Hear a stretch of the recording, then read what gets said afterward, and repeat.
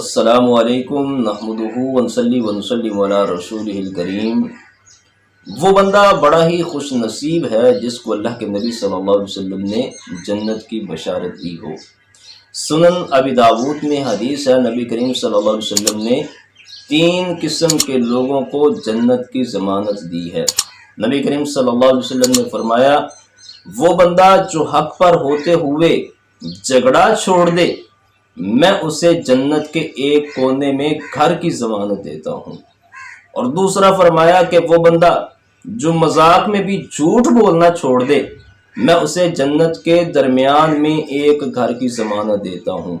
اور تیسرا وہ بندہ جس کا اخلاق اچھا ہو، نبی کریم صلی اللہ علیہ وسلم نے فرمایا، میں اسے جنت کے سب سے اعلیٰ درجے میں گھر کی ضمانت دیتا ہوں۔ تو یہ 3 قسم کے خوش نصیب وہ لوگ ہیں جنہیں اللہ کے نبی صلی اللہ علیہ وسلم نے جنت میں گھر کی ضمانت دی ہے۔ ایک وہ جو حق پر ہوتے ہوئے بھی جھگڑا چھوڑ دے، دوسرا جو مذاق میں بھی جھوٹ بولنا چھوڑ دے، تیسرا وہ بندہ جس کا اخلاق بہت اچھا ہو۔